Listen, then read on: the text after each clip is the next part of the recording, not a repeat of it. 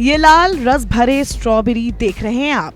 वैसे तो हम जानते हैं कि स्ट्रॉबेरी की खेती ज्यादातर पहाड़ी इलाकों में होती है, लेकिन आपको बता दें तस्वीरों में दिख रहे हाई क्वालिटी के स्ट्रॉबेरी उत्तर प्रदेश के वाराणसी में उगाए जा रहे हैं। और ऐसा कमाल करने वाले रमेश मिश्रा और उनके साथी मदन मोहन है, जिन्होंने कोरोना काल में नौकरी की तंगी से परेशान होकर कुछ अलग करने का मन बनाया और नतीजा हम सबके सामने है। परिचय बताइए। रमेश मिश्रा मेरा नाम है, मैं कंदवा वाराणसी का रहने वाला हूँ। रमेश जी, ये किस चीज़ की खेती कर रहे हैं और ये सोच कैसे आया दिमाग में? कहते हैं ना कि आवश्यकता जो है आविष्कार की जननी है।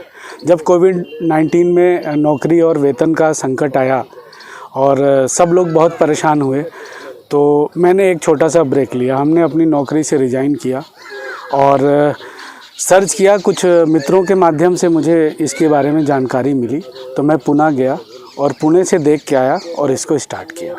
काफ़ी मेहनत करनी पड़ी मुझे और कई लोगों से सहयोग भी लेना पड़ा और हर चीज़ की डिटेल हमने जानकारी ली। Soil testing, water testing, drip होनी चाहिए, कैसे इसके बेड बनेंगे, इन सारे पे हमने काम किया है। तो ये कितना एरिया में आपने ये कर रहे हैं और कितनी लागत से ये आप स्टार्ट किए हैं? जी 15,000 प्लांट लगाए हमने 1 एकड़ में और अभी एक प्लांट हमारा 500 से 700 ग्राम एवरेज हमारी प्रोडक्शन होगी।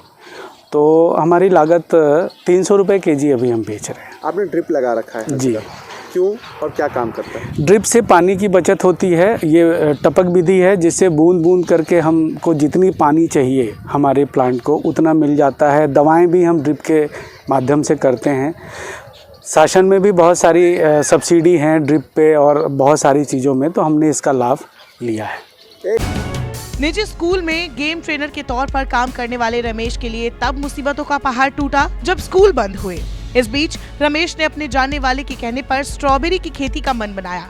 रमेश ने ये आइडिया जब अपने दोस्त मदन मोहन तिवारी को बताया तो वो भी तैयार हो गए। फिर दोनों ने मिलकर स्ट्रॉबेरी की खेती शुरू कर दी। हम लोग लोकल मार्केट वाराणसी में ही अभी इसकी सप्लाई कर रहे हैं। रोज़गार की जहाँ तक बात है, हम लोगों ने करीब 10-12 लोगों को रोज़गार रेगुलर बेसिस पे दे रखा है। उनको ट्रेंड किया, ट्रेनिंग के दे के वर्कर्स को, और जो है उनको 10-12 लोग कम से कम रोज़गार में इससे जुड़े हुए हैं। वाराणसी के आत्मनिर्भर युवा स्ट्रॉबेरी की खेती को वाराणसी की धरती पर उगाकर अच्छी कमाई कर रहे हैं। लॉकडाउन के दौरान उठाए इस कदम से फायदा मिला तो ये युवा दूसरे किसानों को भी इसके लिए प्रेरित कर रहे हैं। इनका कहना है कि किसानी से 8 महीने में जो फायदा हुआ, वैसा फायदा वो सालों मेहनत के बाद भी नहीं ले सके थे।